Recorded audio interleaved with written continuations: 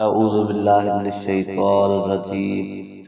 بسم اللہ الرحمن الرحیم۔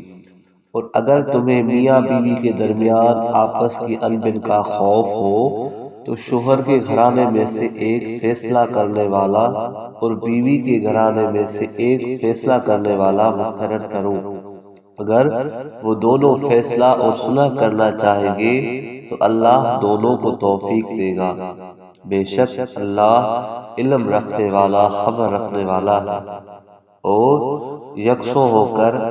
ایک اللہ کی عبادت کرو اور اس کے ساتھ کسی کو شریک نہ کرو، اور احسان کرو ماں باپ کے ساتھ اور رشتہ داروں کے ساتھ اور یتیموں کے ساتھ اور مسکینوں کے ساتھ اور قرابت دار ہمسایہ کے ساتھ اور اجنبی ہمسایہ کے ساتھ اور سفر میں ساتھ رہنے والے دوست کے ساتھ اور مسافر کے ساتھ اور ان غلاموں کے ساتھ جو تمہاری ملکیت میں ہیں۔ بے شک اللہ تعالیٰ پسند نہیں کرتا خود پرست فخر کرنے والوں کو جو بخل کرتے ہیں اور لوگوں کو بھی بخل کا حکم کرتے ہیں۔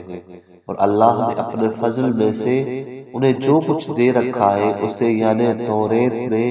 حضرت محمد صلی اللہ علیہ وآلہ وسلم کی صفات کو چھپاتے ہیں،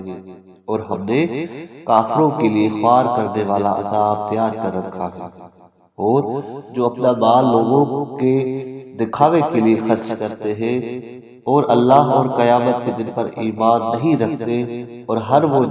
جس کا ساتھی شیطان ہو تو پھر وہ بدترین ساتھی ہے۔ اور ان کا کیا نقصان تھا اگر وہ اللہ اور قیامت کے دن پر ایمان لاتے اور جو کچھ اللہ نے انہیں دے رکھا ہے ان میں سے خرچ کرتے، اور اللہ ان کو جاننے والا ہے۔ بے شک اللہ ایک ذرا برابر بھی ظلم نہیں کرتا، اور اگر ایک نیکی ہوتی ہے تو اللہ تعالیٰ اسے دوگنا کر دیتا ہے اور اپنی طرف سے بڑا ثواب دیتا ہے۔ پھر قیامت کے دن یہودیوں اور منافقوں کا کیا حال ہوگا جس وقت کہ ہم ہر امت میں سے ایک گواہ لائیں گے، اور اے محمد صلی اللہ علیہ وآلہ وسلم آپ کو ان پر گواہ بنا کر لائیں گے جن لوگوں نے کفر کیا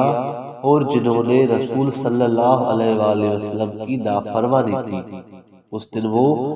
آرزو کریں گے کہ کاش انہیں زمین کے ساتھ ہموار کر دیا جاتا، یعنی کاش وہ مر کر مٹی ہو جاتے اور اللہ سے کوئی بات نہ چھپا سکیں گے۔ اے ایمان والو، نشے کی حالت میں نماز کی جگہوں یعنی مساجد کے قریب نہ جاؤ یہاں تک کہ تم جانو کہ تم کیا کہہ رہے ہو، اور نہ جنابت کی حالت میں مسجد کے پاس سے راہ چلتے رکھو یہاں تک کہ غسل کر لو، اور اگر تم بیمار یا مسافر ہو یا تم میں سے کوئی قضائے حاجت سے ہو کر آیا ہو یا تم یہودیوں کے قریب گئے اور تمہیں پانی نہ ملے تو پاک مٹی سے تیمم کرو، پھر اپنے منہ اور اپنے ہاتھوں پر مسح کر لو۔ بے شک اللہ معاف کرنے والا، بخشنے والا ہے۔ اے محمد صلی اللہ علیہ وآلہ وسلم، کیا تم نے ان یہودیوں کو نہیں دیکھا جنہیں کتاب کا کچھ حصہ دیا گیا ہے؟ وہ گمراہی خریدتے ہیں اور چاہتے ہیں کہ تم بھی سیدھی راہ سے بھٹک جاؤ، اور اللہ تمہارے دشمنوں کو خوب جاننے والا ہے۔ اور اللہ دوست کافی ہے اور اللہ مددگار کافی ہے۔ یعنی جو لوگ یہودی ہوئے وہ کلمات یعنی توریت میں حضرت محمد صلی اللہ علیہ وآلہ وسلم کی صفات کو ان کی ٹھیک جگہ سے پھیر دیتے ہیں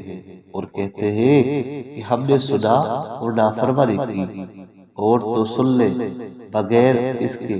کہ تیری باتیں سنی جائیں، اور اپنی زبانوں کو پیچ دے کر کہتے ہیں کہ رائنا اور دین میں تانا بازی کرتے ہیں، اور اگر کہتے ہیں کہ ہم نے سنا اور ہم نے فرما برداری کی۔ آپ سنیے، ہماری طرف نگاہ کرم فرمائیے، تو یہ بات ان کے لیے بہت بہتر ہے اور نہایت ہی مناسب تھی، لیکن اللہ نے ان کے کفر کی وجہ سے ان پر لعنت کی ہے، تو یہ بہت ہی